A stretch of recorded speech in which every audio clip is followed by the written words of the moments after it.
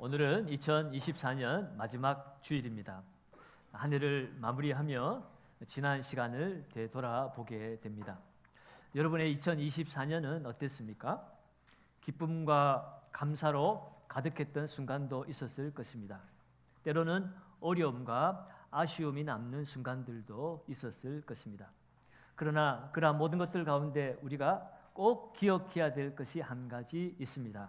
그것은 이 땅의 모든 것은 끝이 난다는 것입니다.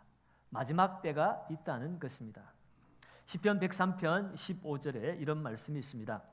인생은 그날이 풀과 같으며 그 영화가 들의 꽃과 같도다. 풀과 꽃이 아무리 아름답지만 시들어 버릴 때가 있는 것처럼 우리의 인생도 마지막 우리가 쌓아올린 모든 것들이 다 허물어지는 순간이 반드시 찾아올 것이라는 것입니다. 그러므로 여러분, 오늘 성경은 우리에게 한 가지 중요한 진리를 알려주고 있습니다. 이 세상의 모든 것이 끝나는 그 상황 속에서 우리가 정말로 붙들어야 될 진리가 무엇인가 하는 것입니다. 그것은 바로 사랑이라고 하는 거죠. 오늘 8절 상반절에 보면 사랑은 언제까지나 떨어지지 아니하되라고 말합니다. 이 떨어지다라는 헬라어의 의미는 소멸한다, 실패한다라는 뜻을 가지고 있습니다. 결국 이 세상의 모든 것은 다 실패하고 소멸되어지는 것이지만 오직 한 가지, 사랑은 언제까지나 실패하지도 않고 소멸하지도 않고 영원히 남는 것이다라고 말씀하고 있습니다. 그러면 여러분, 오늘 우리는 이 2024년의 마지막 끝자락에서 우리가 남은 인생, 우리의 인생의 마지막도 언젠가는 찾아올 것인데 정말로 우리가 인생 가운데 붙들어야 할 것이 무엇인지, 그것은 곧 사랑이고 그 사랑을 우리가 남은 인생 가운데 어떻게 채워나가야 할지 오늘 말씀을 통해서 함께 고민해 보기를 원합니다. 오늘 말씀을 통해서 우리가 먼저 알아야 될 것이 첫째로 이 땅의 모든 것은 유한하다 하는 것입니다. 오늘 8절 하반절에도 보면 예언도 패하고 방언도 그치고 지식도 패하리라고 말하죠. 이 예언이나 방언이나 지식이나 이것은 하나님께서 우리에게 선물로 주신 은사입니다. 그런데 하나님께서 주신 이 은사마저도 유효 기간이 있다라고 말하고 있습니다. 언제까지일까요? 오늘 10절은 온전한 것이 올 때에는 부분적으로 하던 것이 패하리라. 온전한 것이 올 때까지만 유효하다라고 말합니다. 이 온전한 것이 올 때는 바로 종말의 때를 말합니다. 이 세상 마지막 때가 올 때에 지금까지 우리가 의지했던 그 모든 것은 다 더 이상 필요 없어지게 되어짐을 말씀합니다. 여러분, 예언은 하나님의 말씀을 전하는 은사입니다. 그런데 마지막 때에 주님의 재림과 함께 주님의 영원한 나라가 임하면 예수님의 말씀이시고 예수님으로부터 진리가 나오는데 우리가 더 이상 그 말씀을 대언하는 은사가 필요할 리가 만무하지요. 방언도 하나님과 소통을 도와주는 은사입니다. 그런데 이제 그날에는 그 하나님을 대면하여 보게 될 것인데 이 방언의 은사가 더 이상 필요하지 않게 되어지는 거죠. 지식도 마찬가지입니다. 우리가 하나님의 진리를 얼마나 많이 알든지 또는 적게 알든지 마지막 때에는 그 지식도 아무 소용이 없어집니다. 오늘 12절 말씀에 보면은 하반절에 지금은 내가 부분적으로 아나 그때에는 주께서 나를 아신 것 같이 내가 온전히 알리라 라고 말합니다. 지금은 많이 안다고 해도 여전히 모르는 것 투성이입니다. 하나님을 믿고 사랑한다고 해도 우리도 아직도 하나님에 대해서 잘 모릅니다. 하나님의 나라가 오늘 새벽에 정말 아름다운 보석들로 꾸며져 있고 정말 소중한 하나님의 나라 새하늘과 새 땅 새 예루살렘이 우리 가운데 찾아온다고 하지만 그것도 상징적인 말일 뿐이지 우리는 그 하나님의 나라를 다 알 수는 없습니다. 그런데 그 하나님의 나라가 임하면 더 이상 우리의 지식도 소용이 없다는 거예요. 주님이 우리를 아는 것처럼 우리가 알아서 다 알게 되어진다는 겁니다. 여러분, 예수님께서 이 지상생애 동안 베드로와 요한과 야고보를 데리고 변화산에 올라가셔서 예수 그리스도의 하나님 되심을 나타내 보여주셨지요. 영광스러운 모습으로 변모할 때에 예수님은 그곳에 모세와 엘리야도 함께 나타나게 하셨습니다. 그런데 놀라운 사실은 베드로가 그 모세와 엘리야를 단박에 알아보았다는 것입니다. 모세와 엘리야와 동시대의 사람도 아닙니다. 그 얼굴을 한 번도 본 적도 없습니다. 무슨 초상화가 남아 있는 것도 아닙니다. 그런데 베드로는 어떻게 모세인 줄 엘리야인 줄 알았을까요? 그것은 우리 주님께서 영적인 세계를 열어주셨기 때문입니다.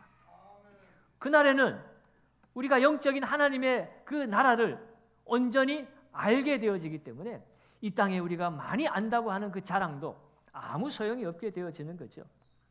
특별히 이 신앙적인 은사적인 것뿐만 아니라 우리가 이 땅에서 그토록 추구하고 얻고자 하는 재물, 명예, 건세 이와 같은 것들도 이 땅에서는 다 소멸되어질 것임을 우리는 누가 가르쳐주지 않아도 너무나 잘 알고 있습니다.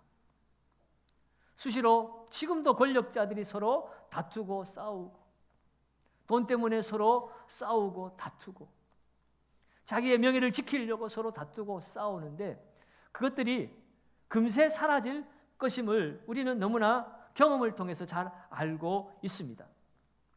그러니 이 땅에서 우리가 추구하는 이 모든 것들은 그 마지막 때가 오면 다 소용이 없어집니다. 그래서 여러분, 이 모든 것을 다 가져본 구약 성경에 솔로몬 왕이 있죠. 그는 재물도 권세도 명예도 다 가진 사람입니다.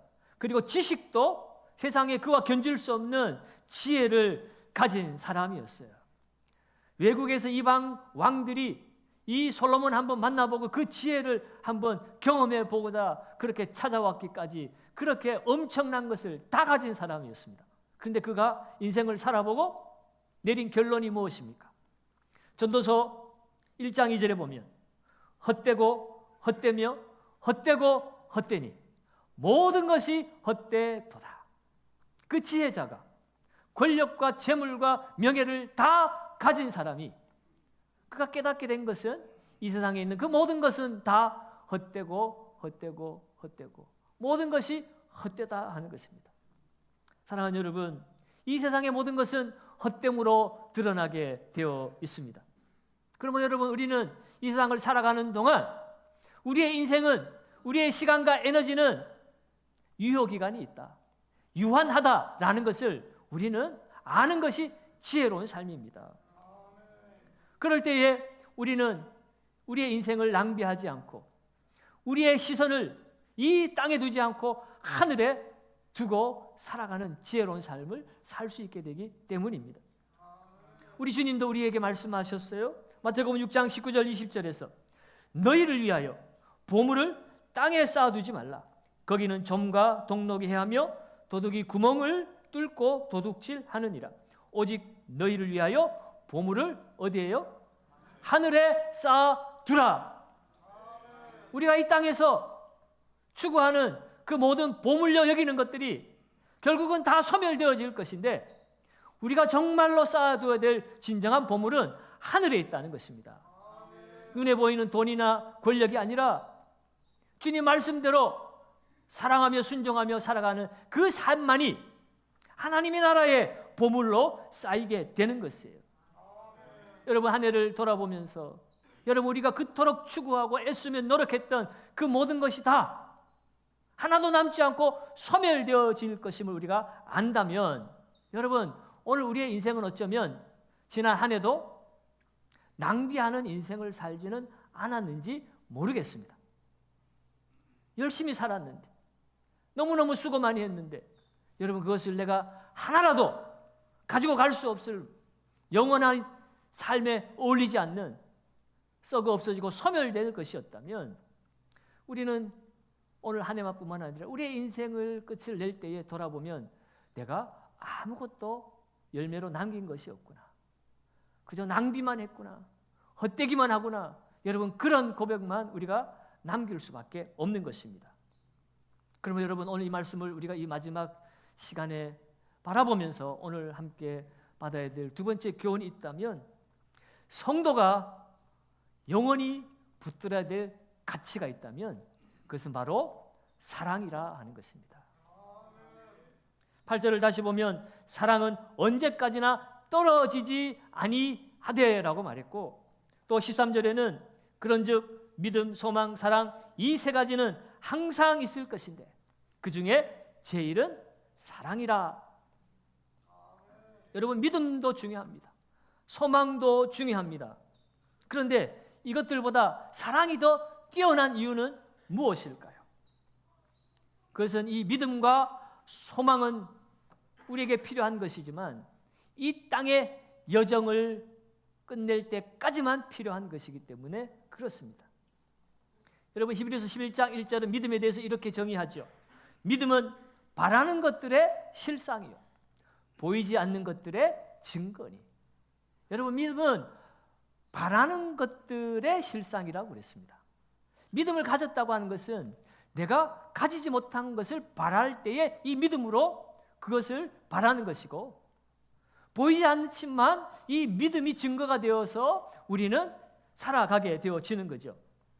그래서 이 믿음이라고 하는 것은 하나님과 하나님의 약속을 붙드는 힘입니다.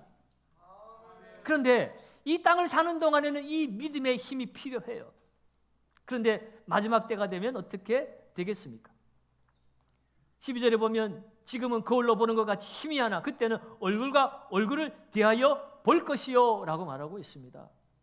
당시에는 청동으로 거울을 만들었기 때문에 거울을 봐도 희미했습니다. 우리가 지금 거울을 봐도 깨끗하다고 하나 그 거울에 비치는 것밖에 우리는 보지 못합니다. 그런데 마지막 때에는 우리가 하나님을 대면하여 볼 것이라고 말하고 있어요. 여러분, 하나님이 내 눈앞에 살아계신데 더 이상 무슨 믿음이 필요합니까?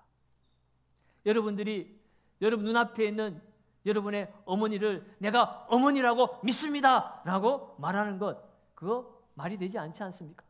여러분의 사랑하는 자녀를 내 눈앞에 두고 네가 내 아들인 것 나는 믿는다 라고 말한다면 얼마나 우스꽝스럽습니까? 여러분, 그날에 하나님 앞에 설 때 더 이상 믿음이라는 것은 우리에게 존재하지 않습니다. 소망도 마찬가지예요. 소망은 하나님의 약속을 기다리게 하는 것입니다. 그런데 하나님의 약속이 그날에 완전히 이루어지게 되어집니다. 그렇다면 소망도 목적을 다하게 되어지지요. 이미 이루어졌는데 내가 바랍니다, 내가 희망합니다, 내가 소망합니다 라고 말하면 그것 또한 어리석은 일입니다. 이미 끝났는데, 이미 다 이루어졌는데 뭘 더 바란다는 거예요. 그러나 사랑은 다르다는 겁니다. 사랑은 하나님의 나라에서도 끝이 나지 않고 영원하다라고 말해요. 왜 그렇습니까? 사랑은 하나님의 본질이기 때문에 그렇습니다. 요한일서 4장 8절은 이렇게 선언하지요. 사랑하지 아니하는 자는 하나님을 알지 못하나니 이는 하나님은 사랑이심이라. 하나님이 사랑이시기 때문에, 사랑은 하나님의 본질이기 때문에 내가 하나님을 안다고 말하면서도 사랑하지 않는다면 그 사람은 하나님의 사람인지 우리가 의심해 보아야 된다는 거예요. 여러분, 하나님이 사랑이십니다. 그리고 하나님의 그 사랑이 우리에게 확실하게 나타난 증거가 바로 예수 그리스도세요.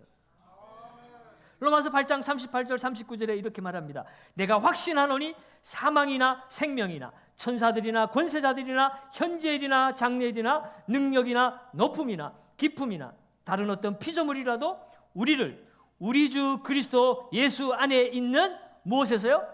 하나님의 사랑에서 끊을 수 없으리라. 아멘.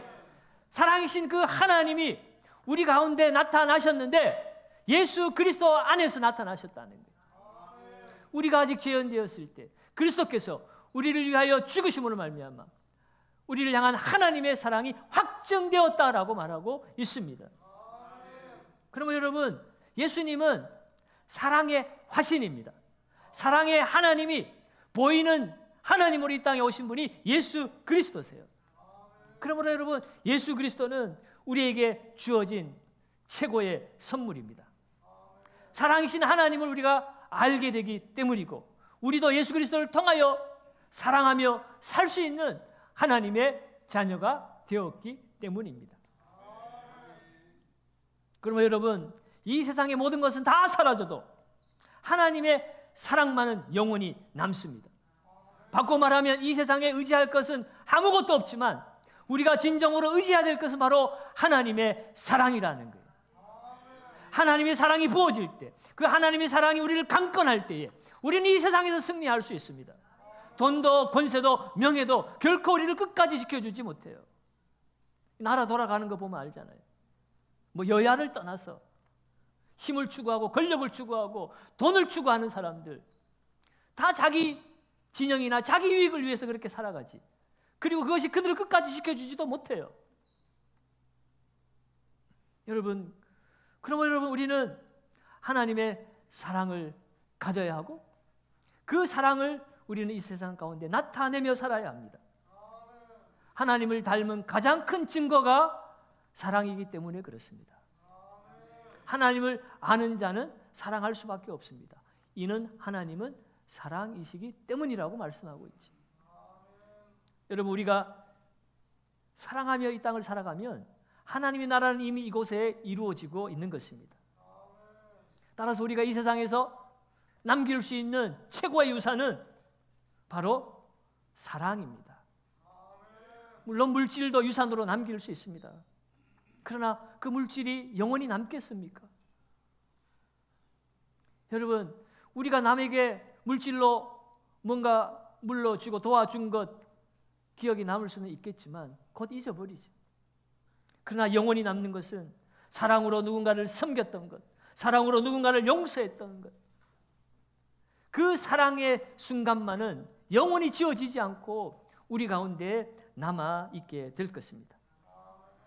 사랑하는 여러분, 오늘 2024년 마지막 주일이 찾아왔듯이 우리의 인생에도 반드시 마지막 때는 찾아옵니다.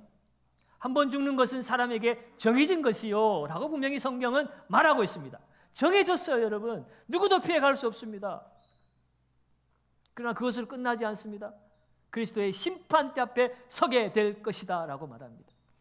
우리를 지으시고 이 땅에 보내신 그 하나님께서 하나님이 보내신 뜻대로 잘 살았는지 아니 살았는지 결산을 하고 우리에게 물어볼 날이 온다는 거잖아요. 그러면 그 심판주이신 주님이 뭘 물어보시겠습니까? 우리가 그토록 에너지와 시간을 낭비했던 그 돈을 얼마나 많이 벌었는가를 주님 물어보시겠습니까? 아니면 얼마나 높은 자리까지 올라가 봤느냐고 물어보시겠습니까? 아니면 얼마나 많이 공부를 해서 많은 것을 알고 있느냐라고 테스트해 보겠습니까? 주님은 절대로 그런 거 물어보지 않을 거예요. 주님은 그 명령을 한 번도 한 적이 없어요. 내가 너희를 보내노니 너희는 이 세상에 누구보다도 돈 많이 벌어라. 내가 너희를 이 세상에 보내노니 누구보다도 가장 높은 자리에 올라가라. 주님은 그런 명령 하신 적이 없습니다. 오히려 낮은 곳으로 내려가라. 섬겨라. 그렇게 말씀하셨지요. 내가 너희를 사랑한 것 같이 너희도 서로 사랑하라라고 명령하셨어요. 그러니 주님이 마지막 때 주님 앞에 섰을 때 우리한테 물어볼 질문은 뻔하잖아요. 이미 예상 문제 다 나왔어요.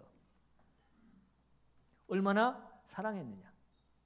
내가 너희 사랑하라고 그랬는데, 내가 너 사랑한 것처럼 너도 사랑하라고 그랬는데 그 말을 얼마나 순종하고 살아왔느냐라고 주님이 결산의 때에 물어보실 것입니다. 여러분, 그때에 우리가 대답할 말이 있어야 되지 않겠습니까? 여러분, 그것이 오늘 이 말씀을 우리가 묵상하면서 마지막 세 번째로 가져야 될 교훈입니다. 그것은 우리는 사랑으로 영적 성숙을 계속해서 이루어 가야 한다는 겁니다.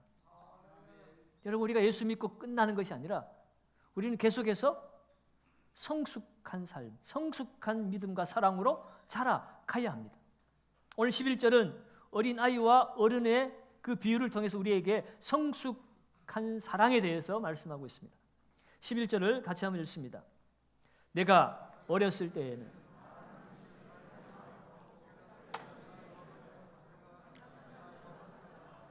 장성한 사람이 되어서는 어린아이의 일을 버렸노라. 아멘. 우리가 어릴 때에는 말하고 깨닫고 생각하는 것이 어린아이일 수 있습니다. 그 어린아이의 신앙의 상태는 어떤 겁니까? 제한적입니다. 자기중심적입니다. 판단도 미숙합니다. 사랑한다고 말하지만 그 사랑조차도 조건적일 때가 많습니다. 그러나 이제는 어른이 되었으면 성숙한 사랑을 하라는 거예요. 자신의 유익을 구하는 사랑이 아니라, 무례한 사랑이 아니라, 시기하는 사랑이 아니라, 오래 참고 자기를 내어주는 희생과 헌신의 사랑, 나를 위한 사랑이 아니라 다른 사람을 위한 사랑을 행하며 살아가라고 말씀하고 있습니다. 이러한 사랑을 완벽히 우리에게 보여주신 분이 계시죠? 바로 우리의 주님 예수 그리스도이십니다. 주님은 제자들의 발을 씻기시면서 섬김으로 사랑을 보여주셨습니다. 십자가에서 우리의 모든 죄를 대신 담당하시고 희생함으로 사랑을 보여주셨습니다. 그 십자가에 달려 고통받으시면서도 나를 못 박으라고 소리치는 저 군중들과 못을 박는 저 군인들을 향하여서 저들의 죄를 용서하여 달라고까지 용서의 사랑을 보여주셨습니다. 여러분, 우리가 예수님의 제자가 되었고 예수님을 따르는 하나님의 백성이라면 우리는 주님 닮은 삶을 이 땅을 사는 동안 지속적으로 우리는 살아가야 하는 거죠. 에베소 4장 13절은 우리에게 이렇게 말씀합니다. 우리가 다 하나님의 아들을 믿는 것과 아는 일에 하나가 되어 온전한 사람을 이루어 그리스도의 장성한 분량이 충만한 데까지 이르리니. 우리가 예수님을 믿고 안다면 우리가 그것에서 머물러 있지 말고 온전한 사람을 이루어서 그리스도의 장성한 분량이 충만한 데까지 계속해서 우리는 자라가야 한다는 것입니다.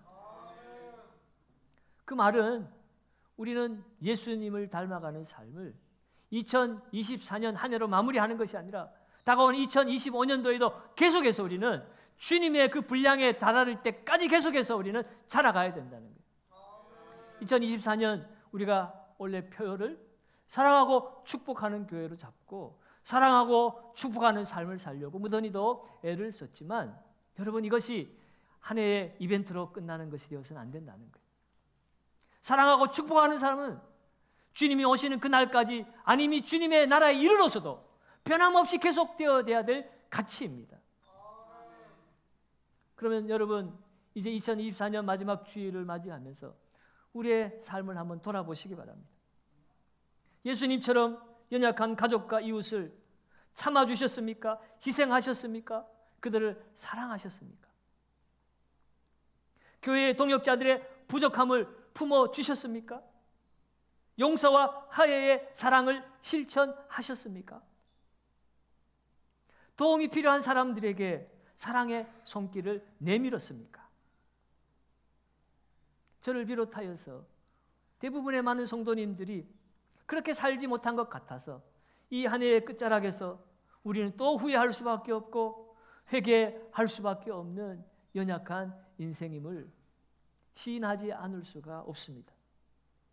사랑하는 여러분, 이러한 주님 닮은 사랑, 우리 스스로의 힘만으로는 할 수 없다는 사실을 우리는 절실히 깨닫고 있습니다. 그렇기 때문에 우리는 끊임없이 예수님을 바라보아야 되고 그 예수님의 말씀을 묵상해야 되고 그 말씀대로 살기 위해서 우리는 성령의 도우심을 구해야 하는 것입니다. 갈라디아 5장 22절에는 성령의 열매 9가지가 나오죠. 오직 성령의 열매는 사랑과 희락과 화평과 오래 참음과 자비와 양성과 충성과 온유와 절제라고 했는데 그 성령의 열매 가장 첫 번째가 뭡니까? 사랑이라고 하는 거예요. 성령의 도우심이 없이는 이 사랑도 진정한 사랑을 우리가 하기가 어렵다는 것을 우리에게 말씀해 주고 있습니다. 갈라디아 5장 17절에 보면 육체의 소욕은 성령을 거스르고 성령의 소욕은 육체를 거스르나니 이 둘이 서로 대적함으로 너희가 원하는 것을 얻지 못하게 하려 함이라 그랬습니다. 우리가 성령을 의지하지 않으면 우리의 육체의 본성을 따라 살 수밖에 없고 우리는 이기적인 사랑을 할 수밖에 없는 것입니다. 사랑하고 축복합니다. 말은 그럴듯하게 하지만 결국은 나를 위한 삶을 살 수밖에 없는 거죠. 사랑이라는 미명하에서 다른 사람을 상처 주고 아프게 만드는 그런 삶을 우리가 살다가 열매 없는 삶을 살고 주님의 그 마지막 때 앞에 서서도 부끄러운 삶을 우리가 살아갈 수밖에 없는 것입니다. 그러면 여러분, 오늘 우리는 계속해서 하나님의 말씀과 성령을 의지해야 합니다. 성령 충만을 받으라고 했어요. 여러분, 예수 믿을 때 성령은 우리에게 임하시지만 성령 충만은 우리가 계속해서 구해야 될 일이에요. 육체로 충만해지기 전에 성령으로 채워져야만이 육체의 소욕을 거슬러서 성령의 소욕을 따라 우리가 사랑하며 살 수 있고 주님 닮은 삶을 살 수가 있습니다. 그럼 여러분, 2024년 한 해로 사랑이 끝나서는 안 됩니다. 사랑은 언제까지나 영원한 것입니다. 다가온 2025년도에도 우리가 표현은 다르게 바뀌어질지 모르지만 사랑하고 축복하는 삶은 계속 되어야 합니다. 사랑은 우리의 궁극적인 목표이자 우리의 여정이기 때문에 그렇습니다. 여러분, 믿음도 사랑에 대한 믿음일 뿐이에요. 소망도 사랑이신 그 하나님에 대한 소망일 뿐인 거죠. 그래서 믿음, 소망 다 중요하지만 그 중에 제일은 사랑이라고 말씀하는 겁니다. 여러분, 사랑하며 살아갈 때 하나님을 만나게 되고 하나님 임재하시게 되고 여러분, 천국의 의미는 하나님이 계신 곳이 천국이잖아요. 그런 면에서 볼 때 여러분, 우리가 완전한 하나님의 나라를 기다리고 있지만 이 세상에서 하나님의 나라를 맛볼 수 있는 유일한 길은 우리가 사랑하며 살 때입니다. 내가 사랑하며 사는 그것이 가정이든 교회든 사랑하며 살아갈 때 거기에 천국이 만들어지고 거기에서 천국을 경험하는 것입니다. 그러면 그런 면에서 볼 때 사랑이라고 하는 것은 하나님의 선물입니다. 사랑함으로 천국을 경험할 수 있기 때문입니다. 또한 천국이 하나님이 함께 하시는 곳이니 성도의 책임이 바로 사랑입니다.